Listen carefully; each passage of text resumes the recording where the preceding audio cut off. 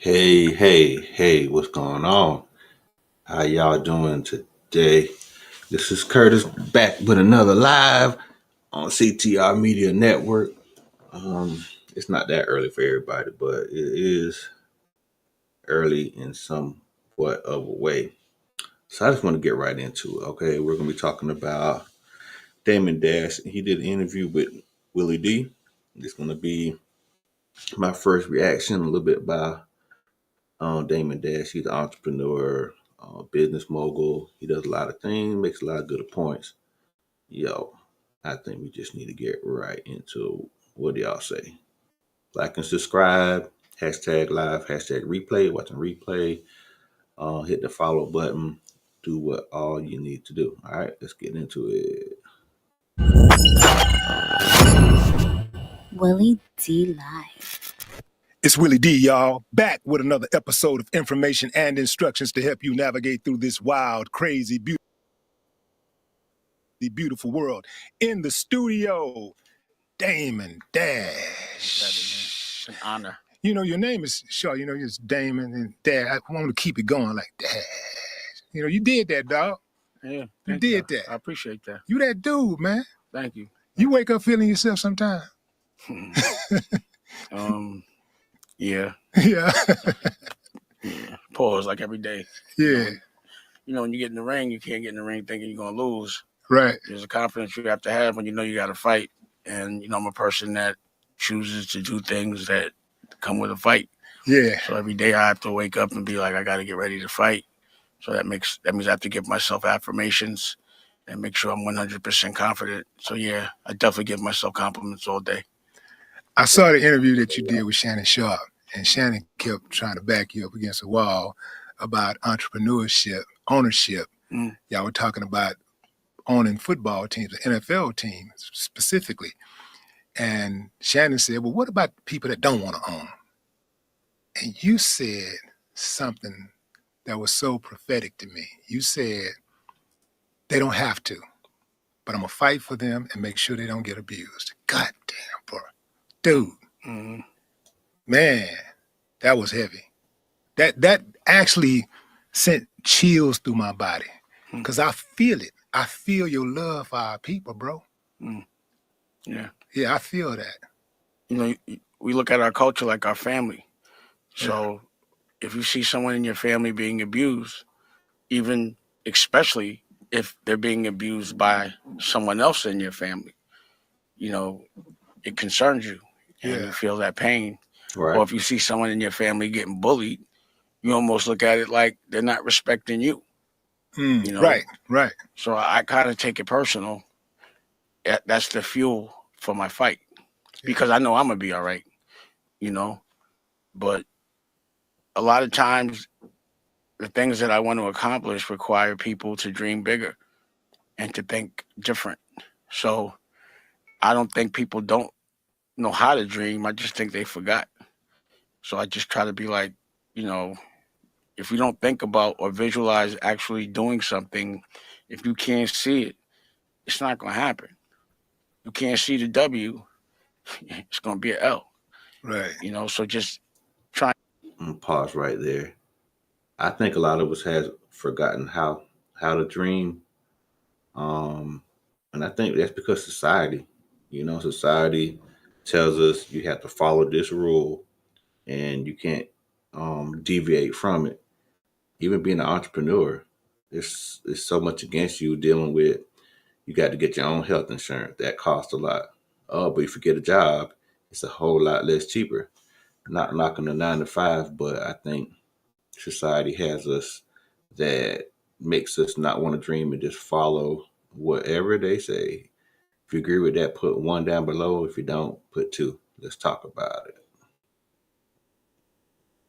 Trying to change mentality and trying to get collectives of people to come together means you almost have to fight for them to wake up. But once they do, they're usually in the right trajectory, you know? How frustrating is that for you to try to convey that type of spirit to our people, to many of our people? I know a lot of us do get it, but some of us, it seems to me that we're always waiting on a leader. We're waiting on somebody else to start it off when the leadership starts within. Mm.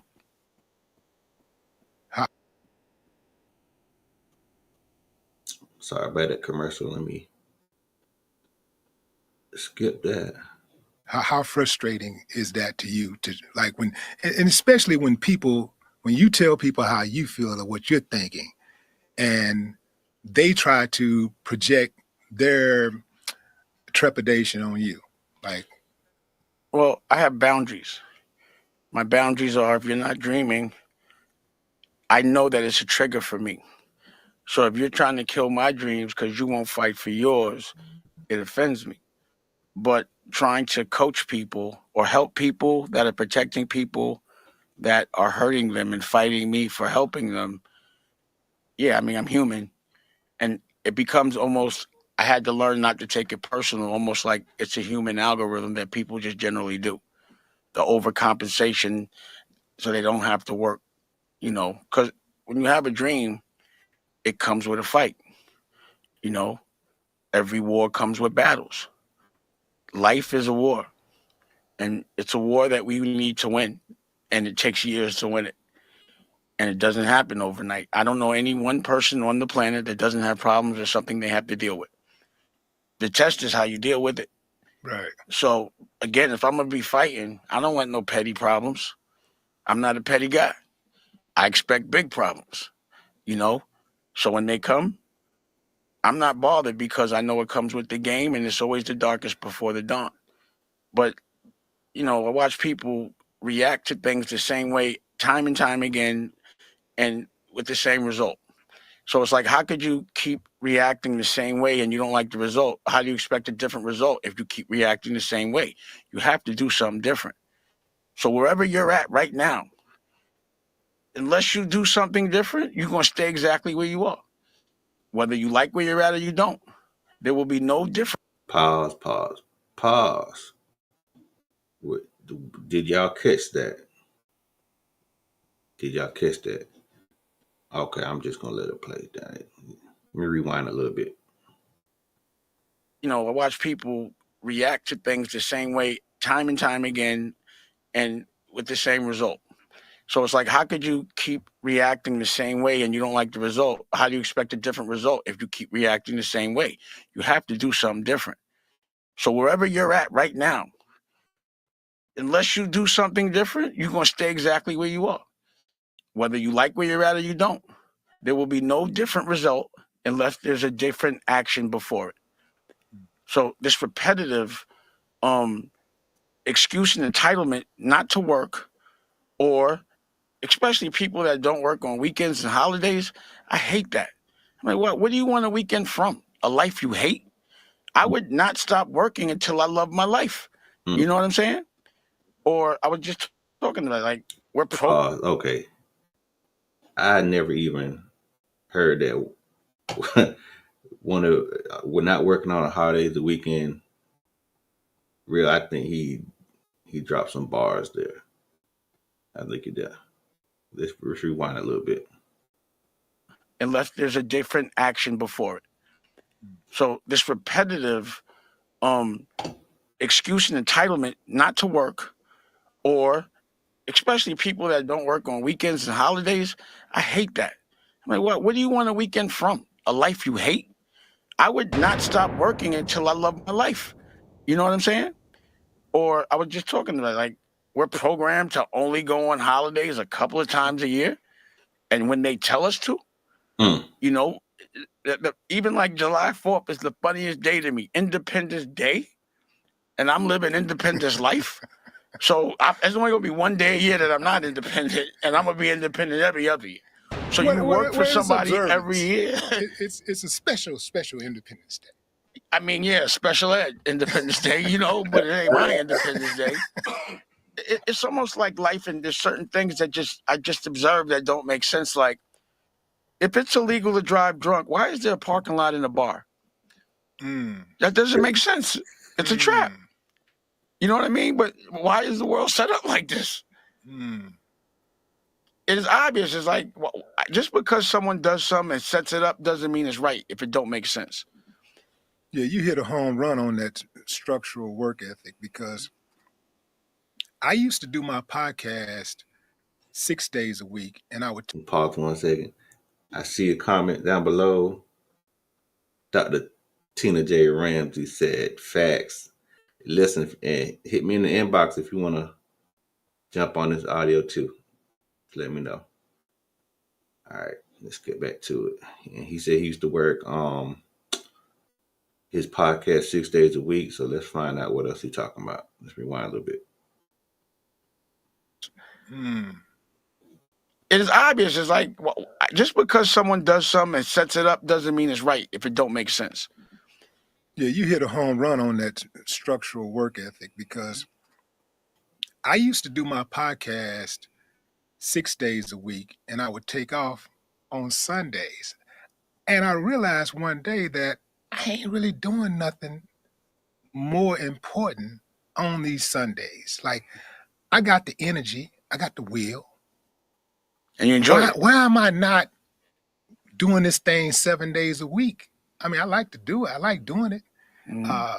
When you think about McDonald's didn't say, okay, we're number one now, so we're going to close on the weekend. They said, no, we're going to open on the weekends. In fact, we're not going to close at 10 o'clock. We're going to close at midnight. And then they decided we're going to have some 24-hour McDonald's open.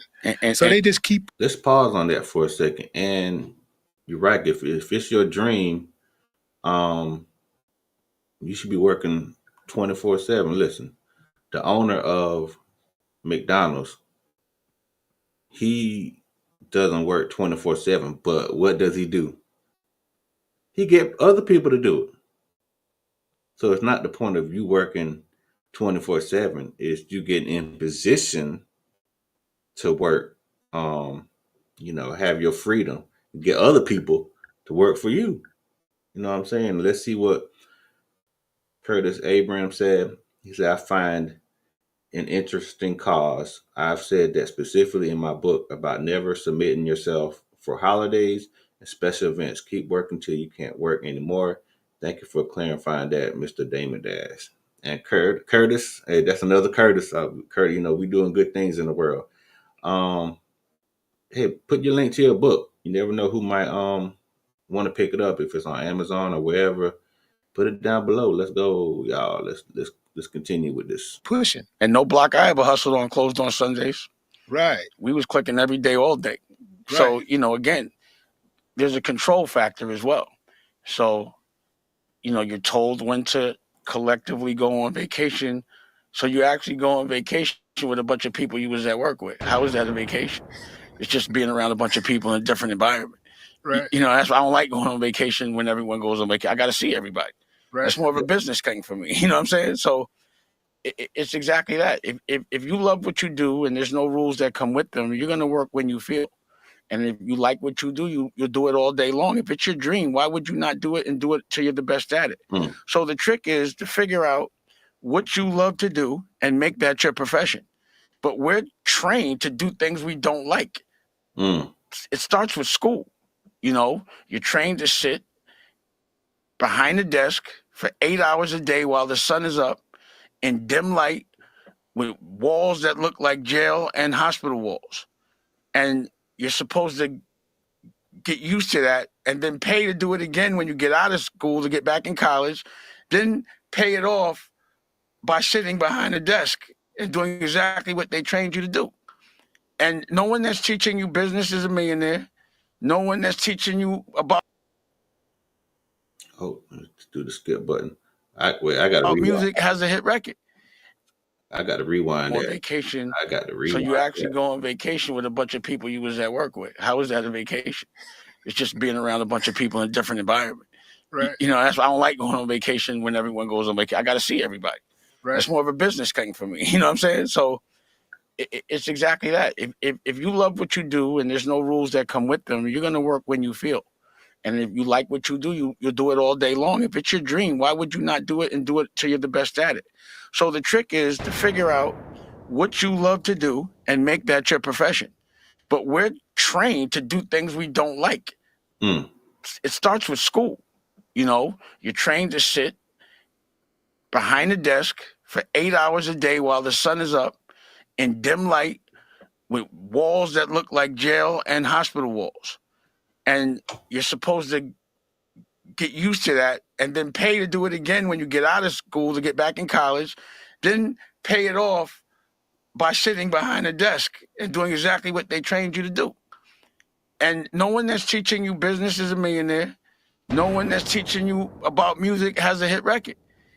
It doesn't make sense. So I got kids in college that listen, and I say this: my son listens to his professor more than me about business. He goes to school for business. I'm like, your professor ever made $1 million? Who pays your professor? So why are you listening to him before me? You know what I mean? Why are you in their school and not mine? I never saw school on any hieroglyphic. Have you?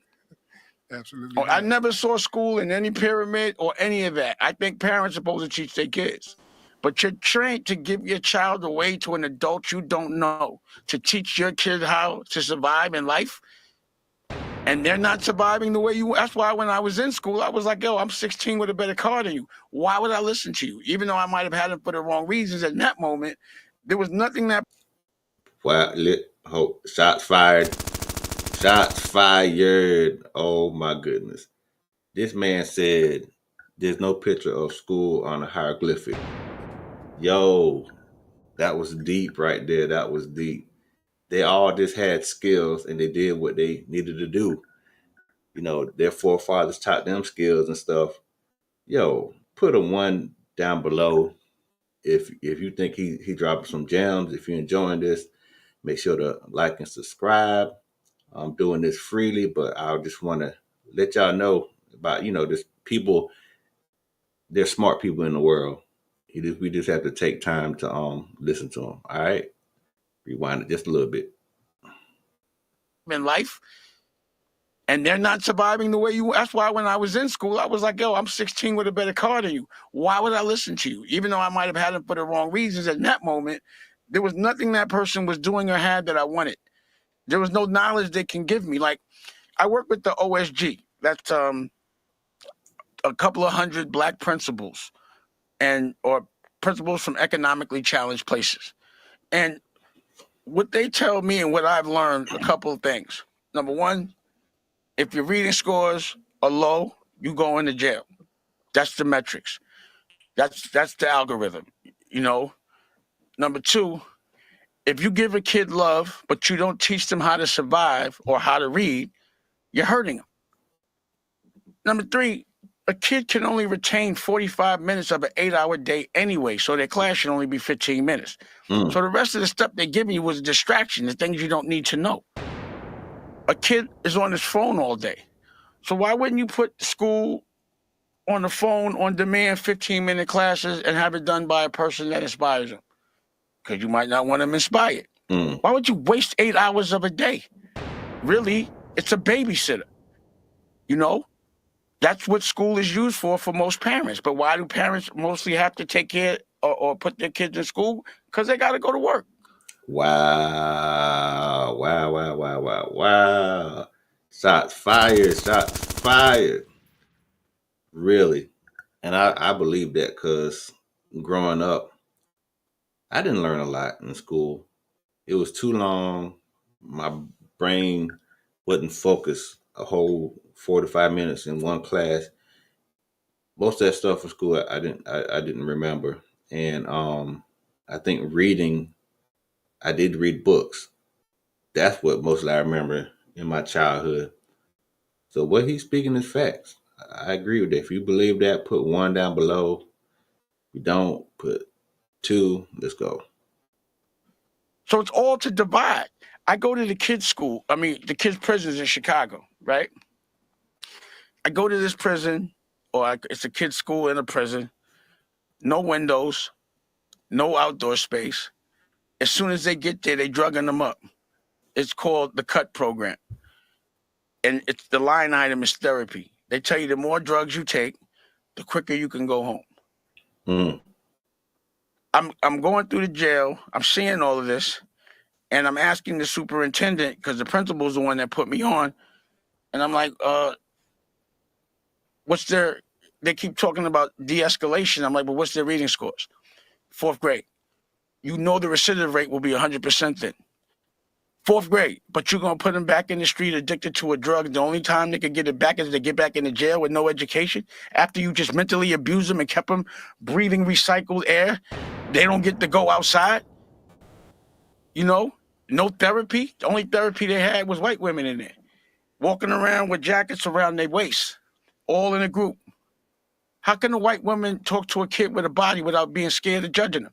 And how could a therapist not know that? So I'm like, well, why you doing this? Oh, I know why you're doing it.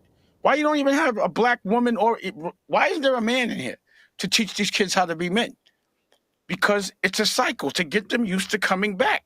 Now, the worst part about it is for every kid that's in that jail, $1.2 million a kid. And the kid can't even afford to get a toothbrush. They don't get none of that money. So it's a private sector jail. People are getting $1.2 million a kid. Really? I mean, that's crazy. They're not trying to help the kids. They're just in there just to get their paycheck and go on about their business. It's the system. And I'm glad Damon Dash is exposing. If you're watching live, put hashtag live, replay, hashtag replay. Make sure to like, share if you want more content like this. Instead of the trash they have out there in entertainment. Yo, let's go. paid to destroy our children like a commodity so they become adults that go to an adult prison. And that's the cycle. And that's what has to change. And we can't wait for somebody to change it. We got to change it ourselves. Because why would they change it? It's working for them. We have become a commodity so that people could skim on us over a jail bed. The more we go to jail, the richer somebody individually gets. If you own a hotel, your job is to have people return. A jail ain't nothing but a hotel with bars on it that's funded by or paid for by the government. So your intention is to have them come back. While you're in jail, you're not allowed to make no money. How could you take somebody off the street for 10 years, they can't make no money, you don't educate them on how things are currently going, and put them back on the street knowing without an education, you're going back. 80% of people that leave the jail, that don't have a place to go, they come back. So these things are things we all know. We know how to fix them, but we don't. So that seems intentional. So I'm not going to let the person who's hired to Get back off of this commercial. All right. to torture my culture. I'm not going to depend on him to change things. I'm going to torture him, and I'm going to change things. And I'm going to leverage my celebrity so that I can bring awareness to the things that matter and the people that are fighting. So the OSG, those are the principals. Those should be the celebrities. The principal that's in that jail every day, because I walk in there and I'm in there for an hour. I walk out sad. Girls be with me crying, and we need therapy. They doing that every day. You know, we've been working with now the mayor of Gary. He was a senator before. What I learned from him is, you could really pass a law. If you write it up right, lobby for it, you could make a change. So I've watched him make changes based on conversations we have. He'll write the shit up, go lobby for it, and come back, and diabetes medicine is cheaper. And then, if something works in the state, it goes federal. So what I'm talking about is answers. We know the problems, but in order to actually fix things, you got to get in there and do it yourself. I don't like education. So what we do, my girl writes a book, Dusko Goes to Space. We personally go into the schools and teach the kids how to dream. I don't like the books the kids, they got for my kid. We make our own. I don't like the TV that people watch, so I made my own, America New. Now, So what I like mostly about what he's talking about is he makes the change that he wants to see. He does action rather than words. And we know that there's just so many people that just are talking, but they don't apply the action in any type of way. You see what I'm saying? I say myself, for example, hey, I want more people to understand and know, educate themselves about what's going on. Instead of complaining about it, I just come up here and made a video and have put an atmosphere and an arena for like-minded people to talk. So it's all about doing what you want seen done, right? One, if you believe that. Two, if you don't. All right, let's go. I'm gonna talk about that because I'm assuming this is getting monetized on like YouTube and all that. Do you know how much you make from YouTube? What the split is? I know exactly what the split is. What? Well, I mean, that's my business. No. Meaning not your business. Meaning you don't know how much YouTube gets for an ad. Well, wait, let me just tell you. No. It's $6 billion. Last quarter, YouTube made $6 billion off of content creators. They only paid out $100 million. Wow. So that means if they're getting $6,000 worth of ads, they only giving you 100. Right. Wow. So they never give you an accounting on how much they get on the ad. So the reason why I never looked at YouTube, because I'm like, yo, I'm talking about being smart, but you jerking me. And plus, I don't trust Lior. Period. Anything he doing, I don't trust. I know what he did with music. Let me interject real quickly about it, because I definitely had to ask you about Lior. What in the hell did Lior do to you? Because I've heard you a few times talk about Lior. I don't know the man from a hole. It's not what he did to me, it's what he did to our culture and what I watched him do to other people. What specifically? Wait, listen. You had this man breaking down YouTube, Willie D, and you want to go into personal issues, vendetta. Come on, man. Come on. You could do better than that. Anyway, we just watching the content, y'all. So let's continue. What's the gripe? He's not from our culture, and he pushes people and monetizes the dysfunction of our culture. And he doesn't teach us how to actually make a certain kind of money and keep it in ownership. He teaches us to work for him. He robs us. I've watched him do it. So when we first started to work with Leo, and he broke up Rockefeller, to me, it was definitely, I'm not going to say that it's another man just got made to do something, but he was the one that would always give someone that option. Was Russell there at the time? No, well, Russell, that's nothing. I didn't like the way he treated Russell. I thought he robbed Russell. They weren't equal? Well, what happened was after they sold the company that Russell brought, they hired Lior. So then Lior didn't own Def Jam, but he still ran it. He worked for Universal. So I would watch Russell come in with a project, and it would be like Lior would have him waiting in the lobby and shit like that. Lior made Russell Simmons wait in the lobby? Not like that, but meaning they wouldn't just give him a deal. They weren't fairly treated, and that's Russell's business, so I don't want to get into that. But I could just tell you, I'd be sitting in the club with Russell and Lior, and I'd be like, yo, why you mess with him, man? He just so disrespectful to you. Like, why you even, and I'd be in this, and he'd be like, chill, I don't deal with things that way. Well, I'm going to deal with it for you. Like I said, I used to take it personal. I was you remember when his appendix exploded? Mm-hmm. I was at the hospital. I didn't know his mother was in there. And she said some real foul. I mean, it was so racist, I couldn't believe it. Like, yo, you better get your mother. Like one of those. Because she didn't really understand I was in the room. So she said, I forgot. What'd she say? It was some nigga shit. Put it like that. It was something that I was like, she was like, yeah, she just old or whatever. I was like, yo, you wildin'. Like, I couldn't believe what she said. What you think she said? What you remember? It was something it was years ago. Remember. It felt like nigga. Whatever piece you remember. I saw you, when you hear nigga, it's a feeling. It's not, I hear other people say nigga all day, it don't bother me. I know when it bothers me. It bothered me. Did you hear the word?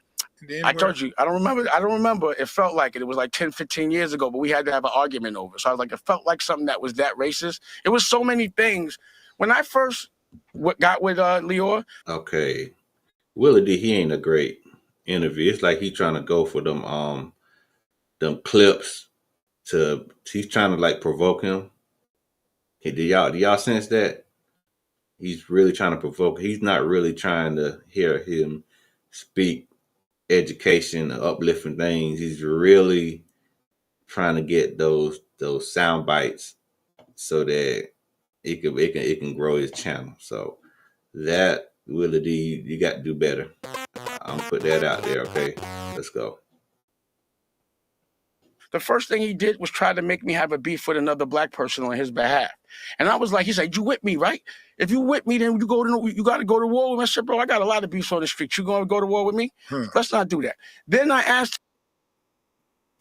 Hope we got a commercial. Next time it's not gonna be commercials. I'm Tim, testing things. how much is rich? What's a wealthy guy? You know what he told me? 600,000 after taxes. I never liked the way he would have and again, I don't like to go off on another man. He ain't here. So you know, bottom line is I don't like the way he would treat my culture still. I don't like the way he talked to the culture. There would be times that he would be saying things and like I'd be with like Beanie Siegel or something, and he'd say something that was so offensive, unknowing, unconsciously, just demeaning. And Beanie would be ready to knock him out, and I'd have to be like, I'd have to bark on him so Beanie didn't do nothing to him. You understand? I'd be like, I got it, don't worry. Like he was just an offensive person. What he couldn't understand about me is that I could have white people working for me, because he thinks black people can only have black people working for him. So when I would walk in and have anybody white in my staff, he'd go to the side and go, "Are you okay? Let me know if they're treating you wrong." Blink twice. I swear to God, he did that shit. Yeah, the blink twice, the napkin. He used to do it to every one of my assistants or anyone from that culture. No disrespect, but this is what he used to do. So I could go on and on and on and on and on. And also, I just think that every Batman needs a Joker, and he's that clown. So that's it. And I think everybody's scared of him, and I'm not, because of the color of his skin. And it's like he's the poster boy for why you're scared of him. You know what I mean? He's that guy to me. I just don't like how he exploits our culture. And then when he got on the radio and tried to say, "Who's Damon?" And he actually got on the radio and said, "Yo, I know what they're doing, but I got to eat." How could you like a man that would do I that? saw that interview on So then Breakfast Club. why you don't have a problem with him? That would be my question. How could you not have a problem with that man? He's not from our culture. He eats off us all day and he makes money off our dysfunction. Why? And then trust him with YouTube? That's how they're killing us. So people aren't even conscious of how they pay out at YouTube or Tubi or any of those things. So what I did was, because I was like, I'm not a herd, especially if he's over there, it's not right. So I use YouTube for marketing, but I went and built my own network. And let's say YouTube gets the ads from Pablo. I went around YouTube and I get the ads from Pablo. So instead of them getting that 6 billion, I get that 6 billion. If I want to split it with a creative, then they'll get 3 billion and I'll get 3 million. But it ain't gonna never be Okay, I'm glad Damon Dash brought it back to what really matters. And it wasn't Damon Dash's fault. Willie D, he basically egged them on to, hey, let's talk about this gossip. What's the beef y'all have? But right now we are back at the content that we really need to hear. So let's let it go. Let's let it go, y'all. All right, let's roll. 100 million to 6 billion. But I understand it because no one's asking. Does it make sense to get a million views and only make $7,000? That don't make no sense. Mm-hmm. So that means that the way that I'm seeing things, if any dollar anyone makes at YouTube, if you were really getting paid what you're supposed to, you would be making 100 times more, 100x, not 10x, 100x. So that's why I launched American New. And that's a real network, broadcast live. It looks like y'all doing a lot of stuff here, but you could get on it right now. And the ads are Nike and all that. So no one teaches us about the ads. They're just teaching us about how it feels to understand when people are viewing you and it feels good. And that takes the place of the money that you're supposed to be making, the fame it gives you. And no one's asking about why they're not getting no money. Those are the questions I ask. This doesn't, the breakdown doesn't make sense. Then I got to do an investigation, but I'm never going to be that Johnny. Like, you're never going to be making me do all this work and you're getting the lion's share. It's not, it just doesn't make sense. It's the same exact thing that happened in the music business. If there was robbery in the music business, anytime there's a new business, there's robbery. So you have to look for it. You could never think that on the internet and all this new money and BPMs and all of that we not getting completely robbed. No one's even asking. No one challenges the bust down or the split. No one says, let me see how much money you made off that Nike ad. They just want to know how much they're getting.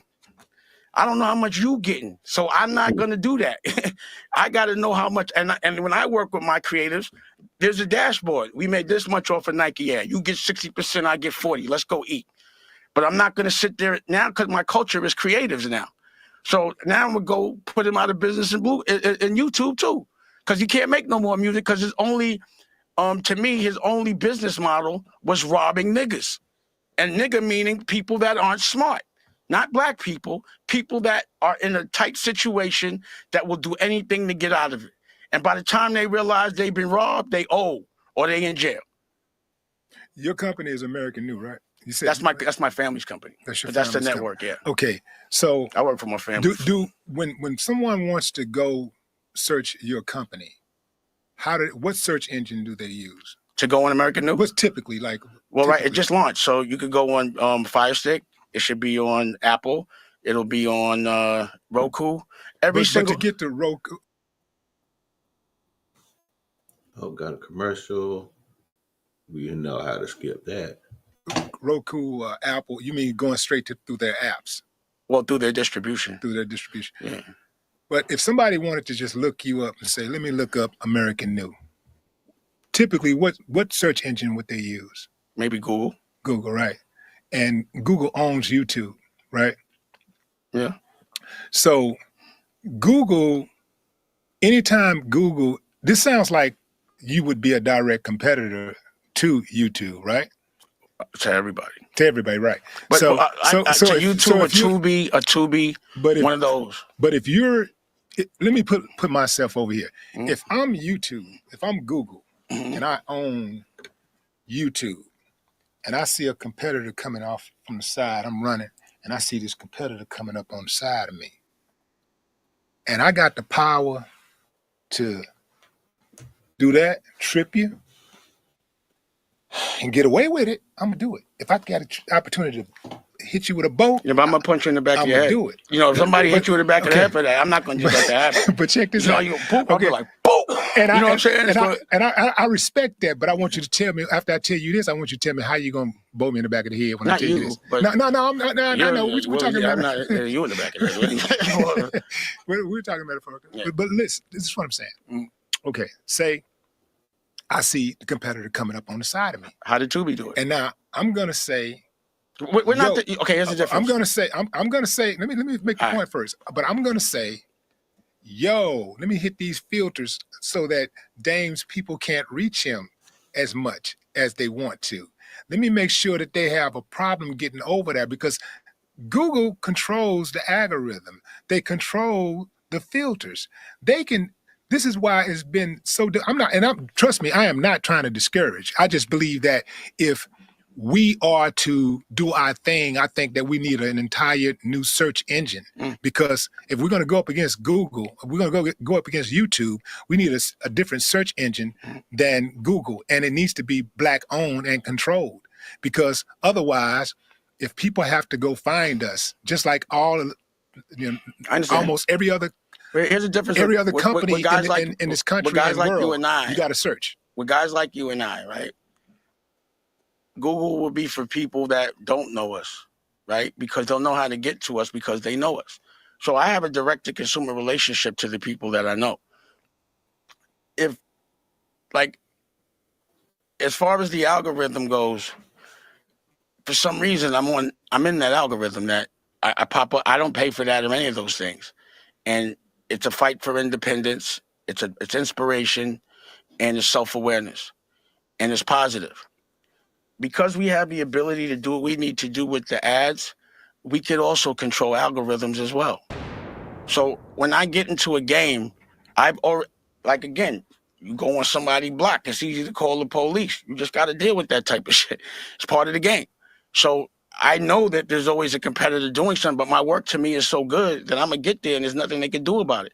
I watch a Tubi, there's no creatives over there. That's just an ad agency that put together and there's no genius there, and they went and got bought by Fox. Only thing that they would do is try to buy me. But the difference between me and YouTube is that I'm not just taking any work. Anyone could get on YouTube. This is more of a Netflix situation where I got to like it to put it on. I'm not just doing that with everybody. And again, most of the people, I'm only trying to talk to generals that have armies. So I'm talking to people that have their own relationship completely with, like, a Billy Carson, a 19 Keys, a Earn Your Leisure, people that already have made a community.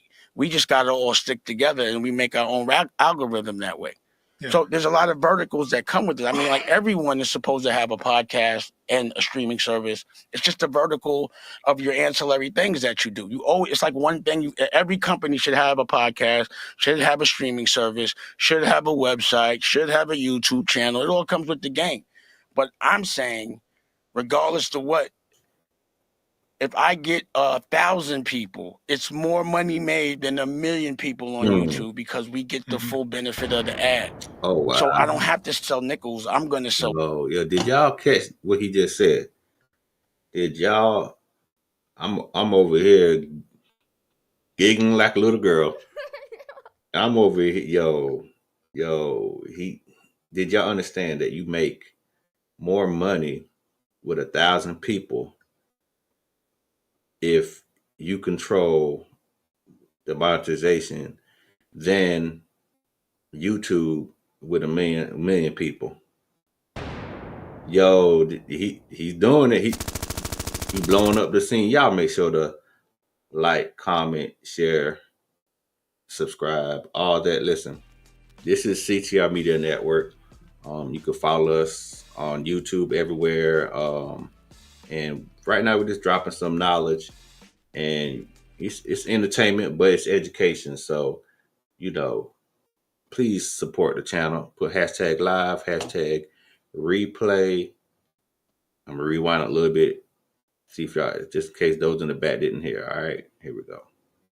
19 Keys, Earn Your Leisure, people that already have made a community.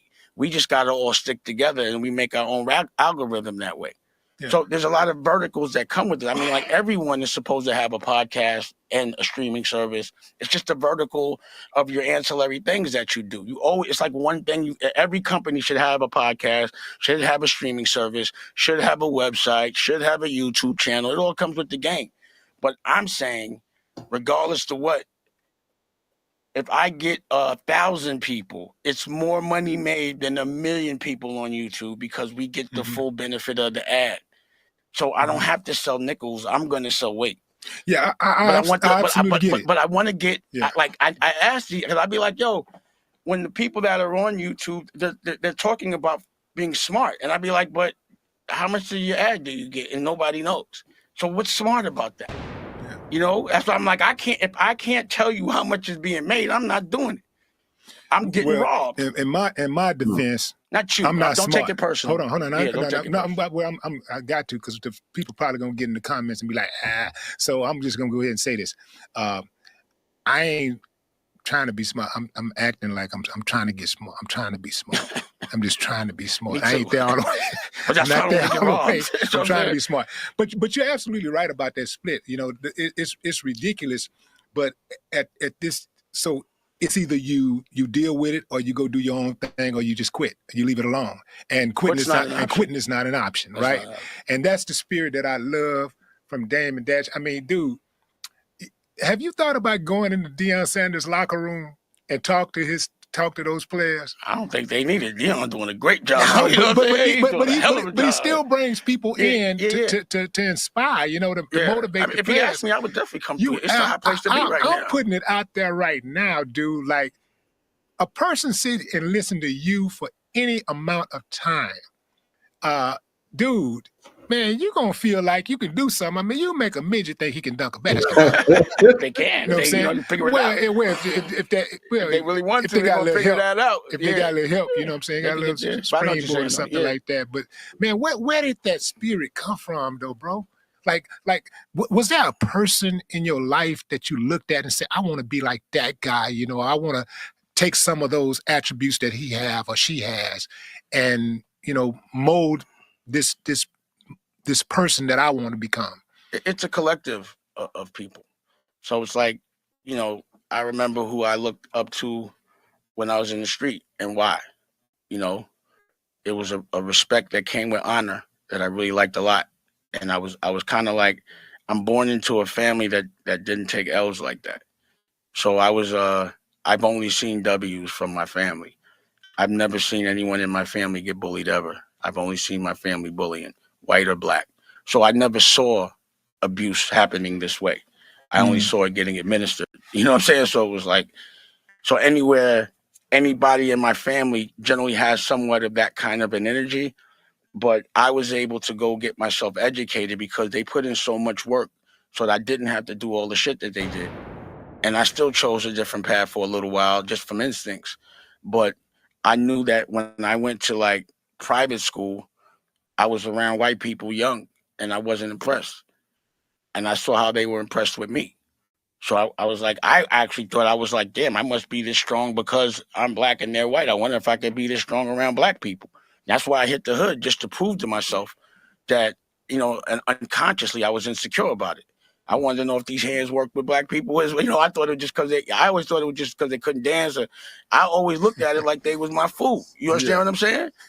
So I'm like looking at it, I'm like, why is y'all thinking these guys are tough? Like, that's why I used to get at Harvey Weinstein. And you see, I'm the guy that calls those guys out. Right. So I'd be like, how y'all think this guy's tough? And y'all, you know what I mean? I don't get it. So, there were things that Russell did that I liked a lot. There was things that Muhammad Ali did that I loved. I observed him. There was things that Martin Luther King did that I loved because he was beefing in the town that it was going down.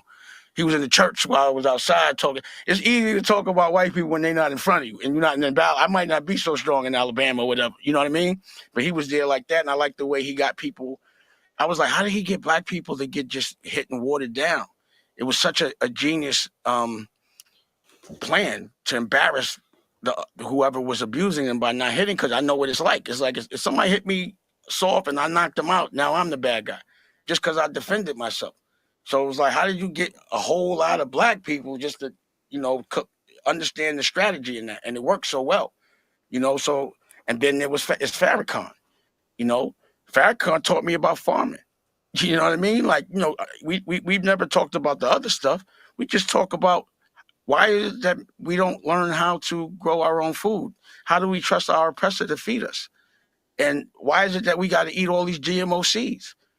And I go to his farm and I see children and people like growing, and it's a beautiful thing. And I'm like, damn, they never show that side of him. Because that's the side that we don't know how to, we don't control the stuff that makes us live. We don't know who makes our food, our medicine. We generally don't own our buildings. We're here. We're just renting life. And that's the way they want it. And we're not conscious Okay, a little commercial. We know how to get rid of that. of that. Boom. Some people be like, man, if there's a war, whatever, I'm going to just go be a farmer. Man, I lived on the farm for 2 months or a month just to observe. That is not an easy thing. You can't just say I'm going to be a farmer. That's like saying I'm just going to be a rapper and get a platinum record, or I'm going to just get in the music business. It's a lot of different elements there. So we have to learn the fundamentals, and we can't forget that in history, we were winning, and we can't let them erase that. So even down to the way we interpret the name Jesus, that's a European interpretation of the name. His name is Joshua. Why no one calls me Damien, anything but Damon wherever I go in the world? Why would we have to now say somebody's name with a European interpretation of the name and it didn't happen in Europe? That doesn't make sense other than control. How could you tell if somebody tells me they're a fan of mine and they calling me Damien, I'm going to be like, my name's Damon. How could you really be a fan of mine? You're not calling me by my real name. So how could you get a full blessing? You're calling this man by his wrong name because we've been programmed to. You understand what I'm saying? Again, when it was a time when white people or the other culture were slaves and the Moors did them dirty. But did they ever teach you about a Moor in school? No more Moors. You don't even, because they don't want to see that visual of us winning, because that's what you do when you take over a culture. You take their religion, you erase their heroes, their artifacts, and anything they ever did strong, and you make them think that they've never been strong and they've always been weak and they've always needed you. And that's how they did this to us. Look how strong we are. Why are we listening to them? Well, that's the only way it would work. They'd have to discredit us in order to justify the mistreatment, and they make us discredit ourselves. They have to do that. Yeah, right. And they're so good at it that they've actually convinced a lot of us to Sheila. Actually aid them in destroying our image. Leo Cohen. That's what I'm saying. Yeah. I look at those people that are exploiting our dysfunction and making money for it for a living their whole life. When I see a man that's not from our culture never make money off his own culture and only ours, why you only want to get money on my block? Go get money on your own block. You understand what I'm saying? So that's what I'm saying. I'm not going to trust somebody from someplace else to do and take care of my hood. They don't care about my hood. They're not from here. They just making money from it. And we continuously think that somebody that's from another culture is the plug for our music, for everything that we do. We got to go to them to get back to us. That's the program I watch them push. So I'm like, I'm just not a Johnny like that. I'd rather fight. I'd rather fight all night. You know what I'm saying? Then go home and be like, yo, this sucker just told me what to do. And I got to internalize that. My girl just saw that. My kid just saw that when he come through. You know how many people I see that talk tough in the street and then they get in front of certain people and they get this stupid ass voice like they're a weatherman. And I'm like, why are you talking like that when this man walk in the room? You don't talk like that. You know what I'm saying? Like, why are you changing yourself? They should change when they talk to us. So a lot of what I do is watch your mouth with a Leor and certain people. Watch your mouth. Watch your mouth. Tread lightly here, because you have to have a certain amount of respect. You controls nothing here. This our culture. You ain't gonna tell me what to do, pause, or who to do it with. Your enemies ain't my enemies, like Mandela said.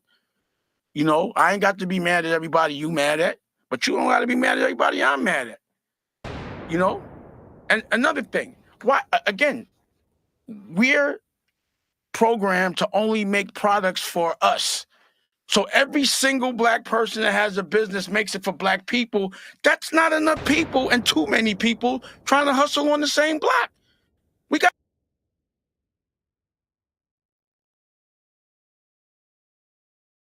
I'm sorry, it's on mute. I agree with that. Don't just make product for black folks. Make products for everybody. Like I said, too many people trying to do the same thing. Expand your reach. Think big. Don't just think small. Because a lot of times you end up shooting yourself in your own foot, and you wonder why business, fail. Y'all feel me on that? I don't see nothing in the comment section. Put 1 if you agree, 2 if you disagree. All right, let's get back at it. Let me rewind it a little bit. Enemies ain't my enemies, like Mandela said.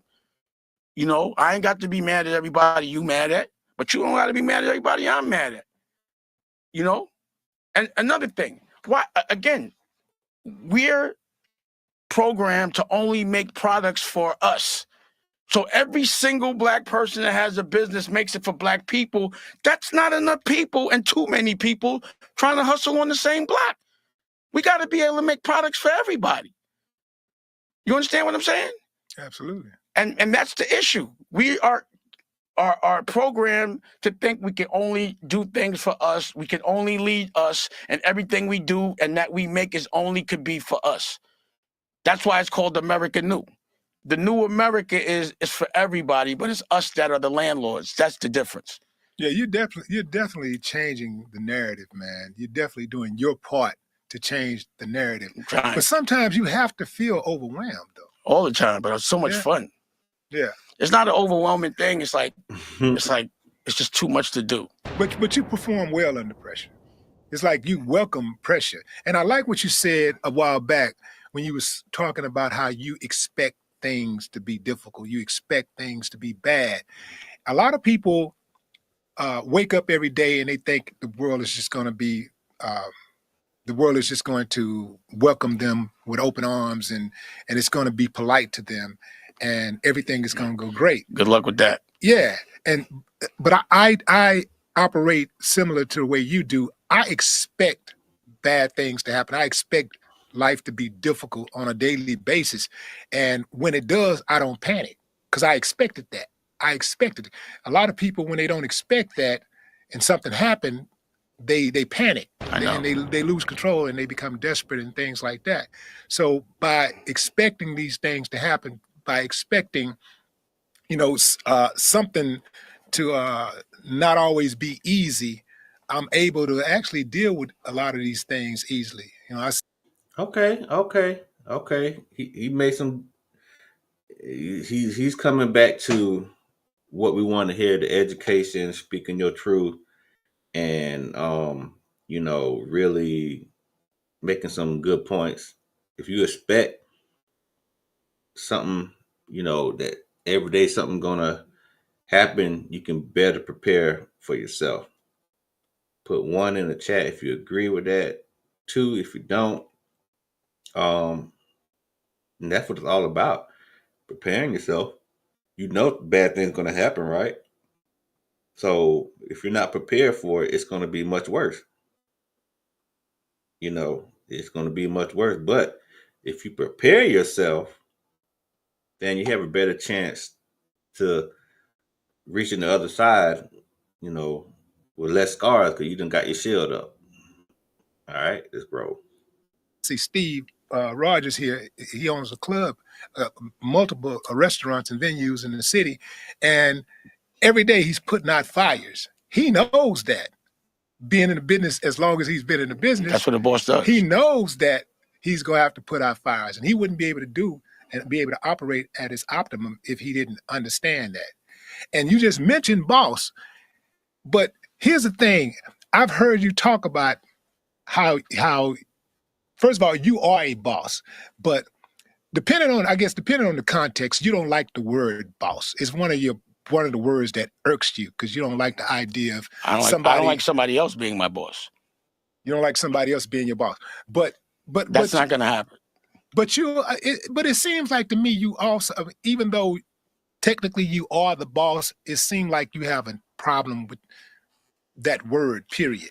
Well, I don't have a problem with the word. I just like when people work. I'll say they work with me. Like you can't work with me unless you have a dream, unless you want to be the boss of your own, because you're helping me with my dream. And how could you fight for my dream if you ain't fighting for your own? You won't. So I got to watch you fight for your dream. And I don't pay people enough to even be able to retire to work. You only work with me because I can give you an opportunity and I want you to exploit that. So if you don't, and I tell people around me, like, if you have a dream and you're fighting for it and you're around someone that doesn't, all they're going to do is distract you. They have nothing to talk to you about. What are they going to talk to you about that's going to help your dream? All they will do is talk to you about things that will distract you because they have nothing to talk about that they're fighting for. So you have to have a collective of people that are dreaming and fighting for a war, or else they're going to distract you from the war. When I'm having conversations with people in this moment, not always, but right now, I've been investing in this network for 10 years, way over $20 million. And that's out my pocket. And I'm waiting for this thing to turn around. So I already did the record label. I know what that yields. It doesn't do it. I do the fashion. I know what it yields. All those things can only be ancillary things, a division of. But I can't be my business model because it doesn't make enough money unless you're robbing your artist. So when you hear people say, I just sold someone else's masters for a lot of money, they just robbed their artists. You understand what I'm saying? I never took none of my artists' masters. So could you imagine me with Jay-Z's masters or Kanye's masters or any one of the masters? I'd be a trillionaire. But see, the thing about it is, if you keep a creative rich, you get Kanye, you get Jay-Z. Creatives have ideas all day. They just can't make them happen because they ain't got no money, and then they got to get robbed to do it, and it doesn't become the idea they want. So I always wanted to keep my artists rich because it's so interesting what they do when they have money, when the ideas come to fruition. I don't think I deserve to make so much money off somebody else. That's why I had to start doing my own thing. I gave everybody a 15-year head start. Like, I'll help y'all get there so I can have a little competition now the games begin. Now I'm going to work on my brand. And that's what I've been doing. So we get to make books. I get to be with principals. I get to do art. I get to do fly shit.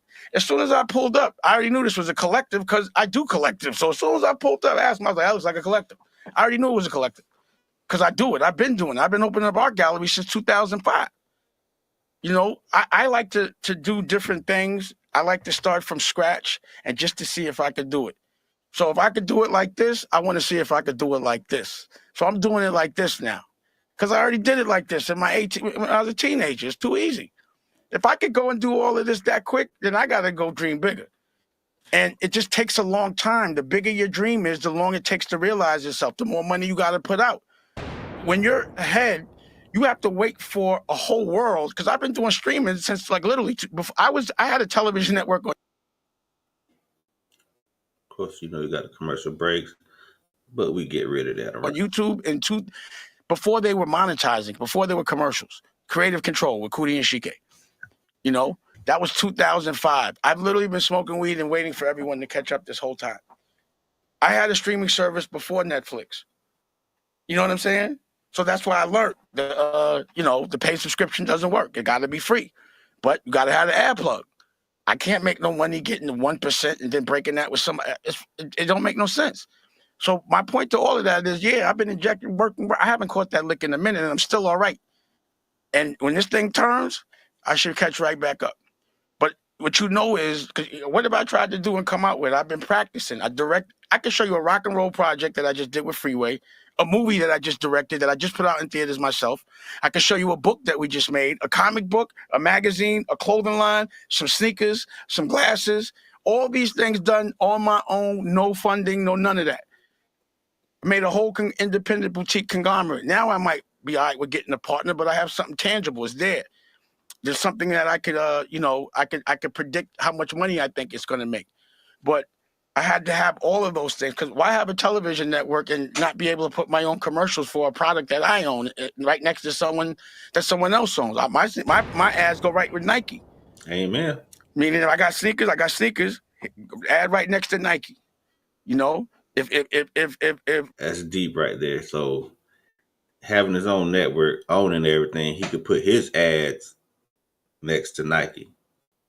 That's deep to me. So that's the power of owning, right? Let's get into it. Hold on. Raiders of the Lost Ark is coming out. Prince of Detroit is right there, movie. My point is, on every vertical, I'm showcasing how creative I am.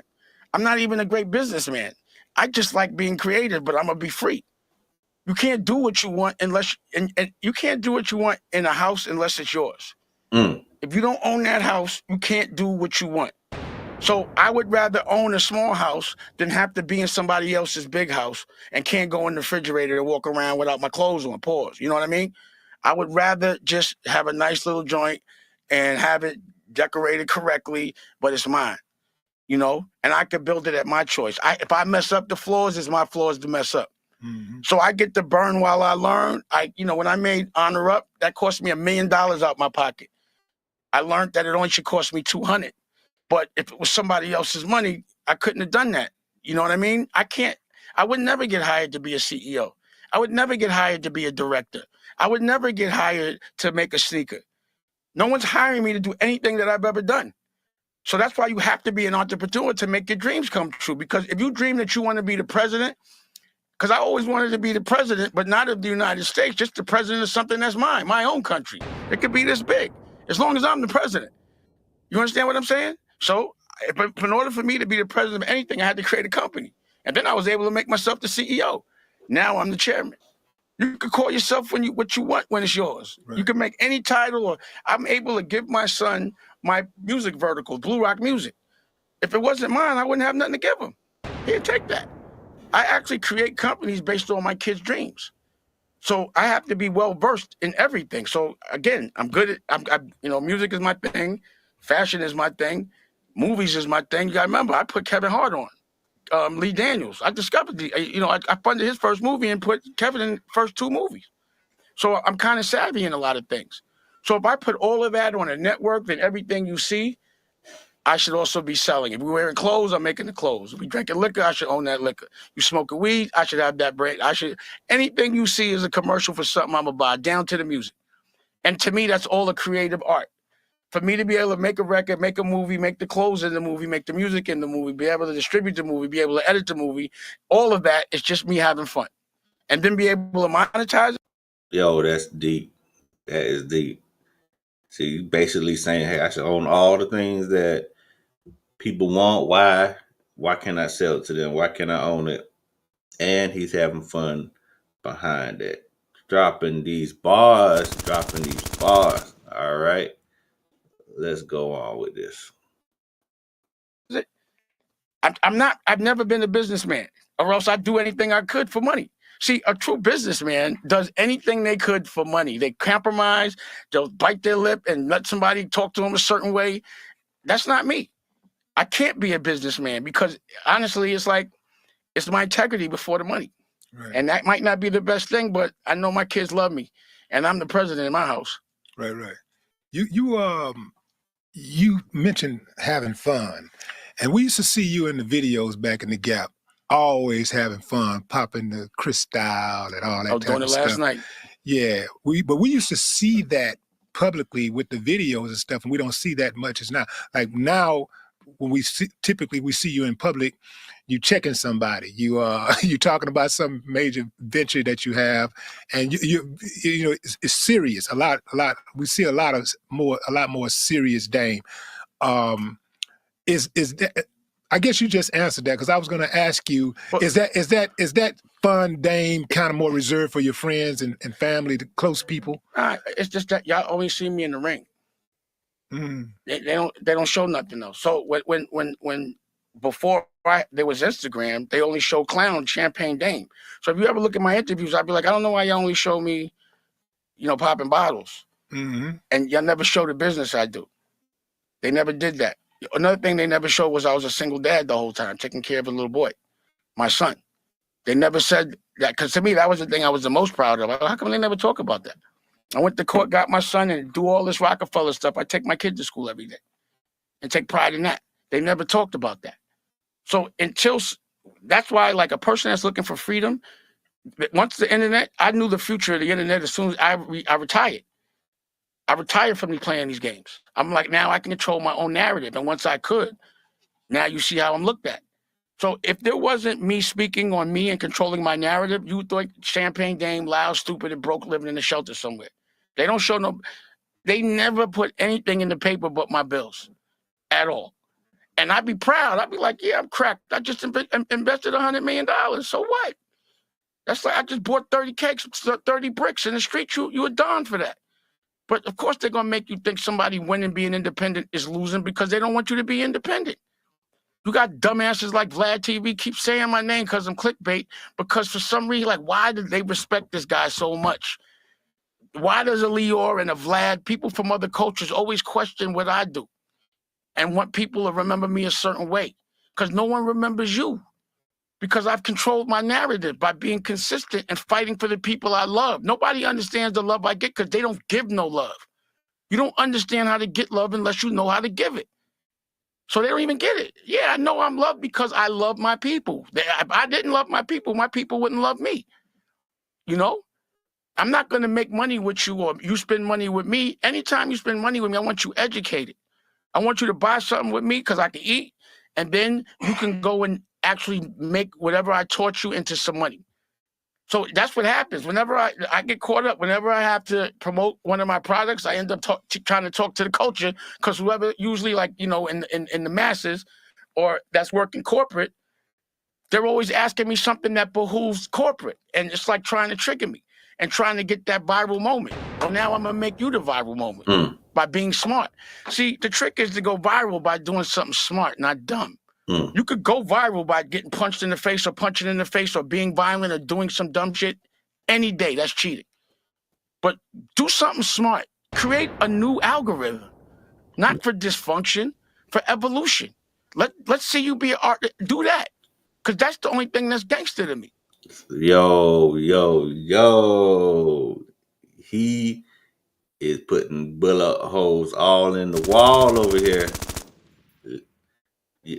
He's doing this. He's doing it big. All right. Let me get back to this.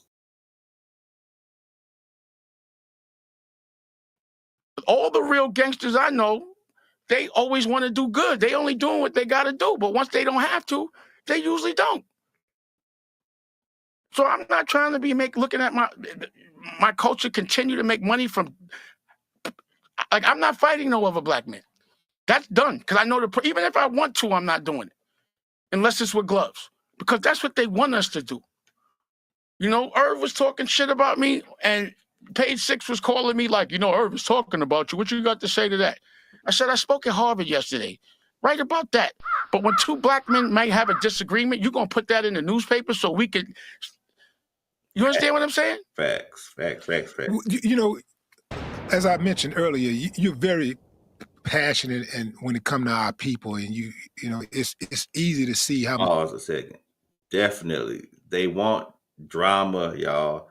They want us to go against each other. They don't want to see us uniting.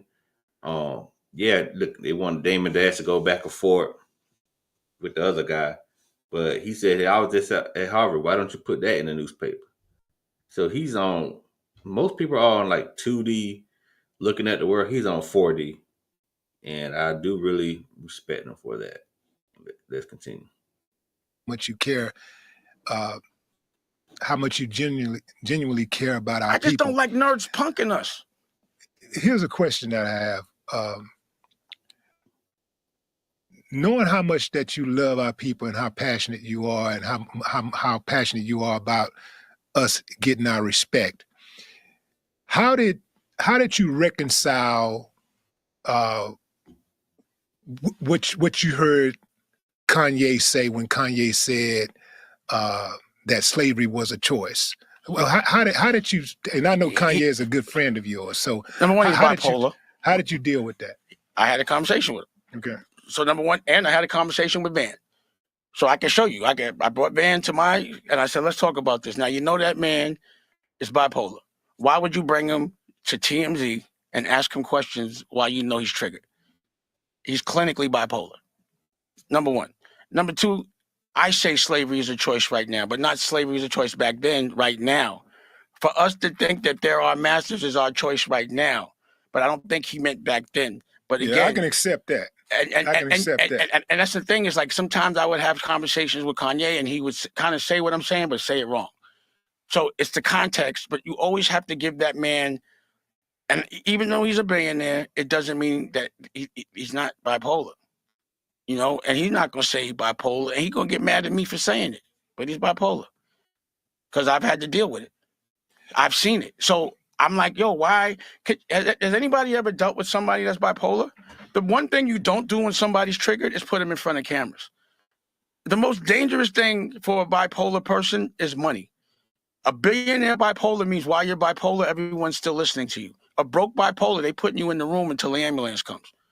But, you know, if you're making $5-6 million a year with this man, bipolar or not, certain people are still listening. That's why y'all keep listening to him right now. Y'all know he's triggered. Y'all know he's, you know what I mean? It is what, I don't care what he's saying. Nobody that's bipolar says they're bipolar while they're triggered. No one admits it, like, oh, you know I'm bipolar, I'm having an attack right now. Nah, they just start bugging out. So why would you, like, that's the problem I had with people around him. I'm like, why y'all keep putting him in front of the camera when he's triggered? And I'd have to be the person to say, yo, get off the ranch. You know, man, I'm really glad that I'm having this conversation with you about Kanye, because I be going in on Kanye ass. And I don't want to go in on Kanye, but I love my people too. And when I feel like we're under attack, I don't care what the ethnicity of the person is, I'm going in. He deserves it. Yeah. He doesn't not want you to go in on him. He does that so you do that. He's a person that pulls triggers. Look at his career. George Bush doesn't like black people. Ran up on Taylor Swift as one publicity stunt after another. That's his model, is triggering you. The more, just like Trump. Every time Trump says something racist and we hate it, somebody loves it. He's not talking for us. He's talking for the ones that love it, Trump. You understand what I mean? So it's the same thing. You know, that's why I don't pay him. Like, I already know with him, if, let's say he says, let's do something, and sends an order to somebody. If they get it right the first time, he's still going to say he don't like it. Because he's just troll. He's a troll. He got everybody dressing like a crackhead, bro. He's doing this shit on purpose. That's why I be like, don't do that, man. You know what I mean? You know what I mean? Like, I know what you're doing. You trolling. He walking around barefooted. He's trolling. Yeah, watch this. I could get dudes to wear tights and barefoot. I'm like, I don't know, you can do that one. But you know, I'm not saying we had that combo. I'm like, when I see it, I'm like, yo, he bugging, but I know he's playing. You know, he wants you to get at him. He does it on. Why would he do the things he does if he doesn't want the reaction? And another thing I wanted to say to you, point, you box, right? Yeah. You know that if you brace your face, the punch usually doesn't knock you out. It's the ones you don't see that knock you out. Mm-hmm. So that's why in life, if you walk around with your face out, my shit is just braced because I know I'm going to get hit. So that's the thing. When you get into a ring, you know you're gonna get hit. It doesn't mean you stop. It means you block, hit, and then you hit back. Getting hit is part of the game. That's why I love boxing. It's one-on-one and it's life. It's about your stamina, not your skill. You know, your skill is important, but the stamina is way more. You understand what I mean? If you can't pass a minute, it's over. You could look good for 30 seconds, but once you tired and somebody on your head, what you gonna do? And everybody's looking? Nothing. Well, if you have two people that are skilled and have stamina, the person who's most skilled is going to win that fight. True. But if they both skilled and one has less stamina and he runs out of gas, absolutely, he going. Yeah. So yeah, of course, the skill. If they both are, if you have both, then yeah, you're gonna win. But if you don't have stamina, you can't go 14, 10 rounds. You can't. You could go 1 or 2. That's why I could never really box, because I didn't want to run. Like I said, I'll get in the ring and give you a minute or 3. You know what I'm saying? I'll give you 1, but you know what I'm saying? After that, everything. You know what it is. When you just lose, you be like, oh man, when is this round going to be over? You know what I mean? Once it gets to that point, you're done. Yeah. So if you so my point is, life is a fight. You have to have stamina. You should have some skill. And you're going to get hit, but you got to hit back. You better block, brace your face when you get hit, because you will, but it won't knock you out. If you act like a punch isn't coming and you're not going to see it, you're going to end up waking up on the floor. And that's life. Is Stacey Dash really your cousin, man? Yeah. First cousin. She's on my nerves, bro. She's your first cousin. Yeah. Is she bipolar? I think so. Yes. But it's my cousin. I'll just tell you this. I'm going to say it like this. I know you've been to a family function and you're at the table and there's always that one uncle or aunt that's just outrageous and has the crazy opinion and y'all argue, but they still sit at the table and you still love them. That's Kanye and Stacey Dash. I don't agree with not a lot of things they say and not a lot of things they do, but he's still my brother and that's still my cousin. I don't agree with Stacey Dash though, man. Stacey Dash. I think if Stacey Dash was my cousin, I'd get my other cousins to jump her. I'd get my girl cousins to jump her, dog. Why? How you know we have it? Okay. All right. Well, we'll leave it at that. Allegedly. I didn't say anything. I just say how you know. Again, how do you carry things in your family, but it always stays in your family? Yeah. So. Again, publicly, that's my cousin. I don't agree. Privately, we deal with things accordingly. Gotcha. When it's time for you to go and you ain't got no more, how do you want to be remembered? As a conqueror, a warrior, like Alexander the Great, but like, because that one till the day, you know what I mean? Like Julius Caesar. Back in those days, no matter how much money you had, you weren't famous unless you won a war. You had no respect unless you fought for your country. So my respect comes from my fight for my culture, which is like my country.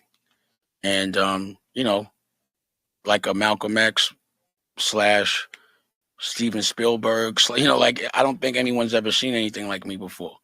I don't think you'll ever see another person that loves so many different creative things and does them well, but also loves his people, that will also embarrass the people that everyone else is kind of scared to, that's oppressing us, and, that hasn't lost his mind. Because, again, it's a lot of things, and if you don't enjoy it, unless you really want those things, then it would drive you nuts. I find that most people that are unhappy broke are unhappy rich. You know what I mean? So I'm just a happy guy. And when it's time, I don't think I'm extra tough. I'm not here. I'm not running around shaking nobody down or nothing like that. I just feel like every man is equal and treat me as such.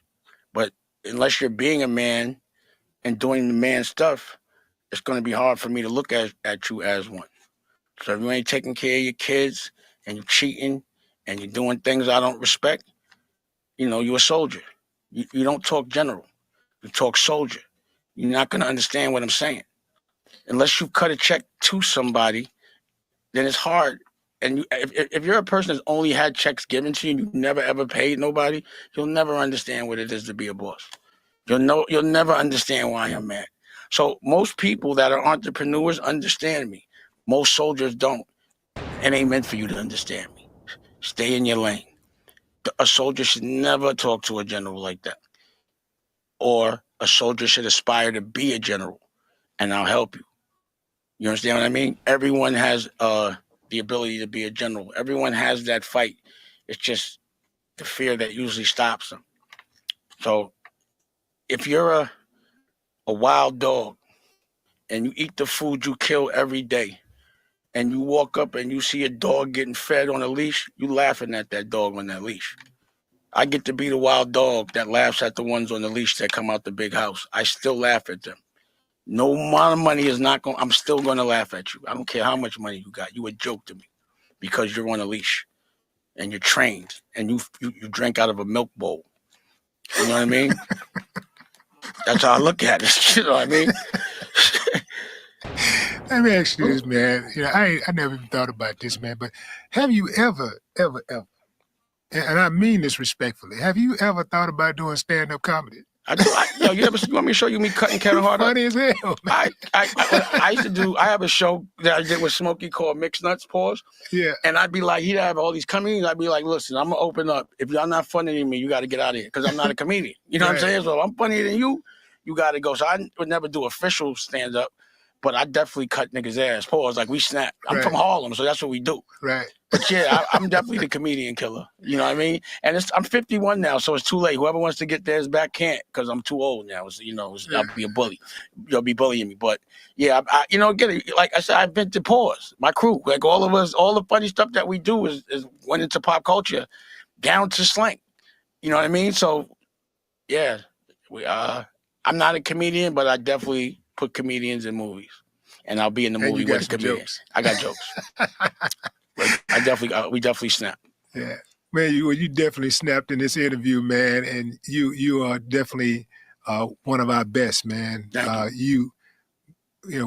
We've all been blessed with your presence, bro. Thank you. Thank God for your mother and father. Thank you. You are a true general, and thank you for your service. I appreciate that. Ladies and gentlemen, Damon Dash. Right. No more talk. All right. Make sure I'm unmuted. Yo, hope y'all enjoyed it. I hope y'all enjoyed it. If you're watching live, please put down hashtag live. If you're watching the replay, put hashtag replay. If you like more content like this, make sure to follow Tina Ramsey Show, CTR Media Network. We're on YouTube, IG, all the different things. It's the conversations that I really enjoy, that I like to expand with others, like-minded people, because I know this content is not for everybody. It's just for people who want to expand their mind. And far too long we have, we watch entertainment that doesn't provide us anything good in life. So what if we're around people who wants to talk great things and better their life? At one point, I think we all should, aspire to do that. And they say birds of a feather flock together, and I agree with that. So I want to flock with my kind. Everybody's not my kind. If you want to support, please comment, please like, please share, and I'll bring more stuff like this so that we can all gain.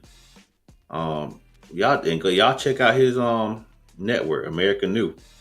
I know I'll be doing that and seeing, what's going on over there. So yeah, that's it, man. I'm done.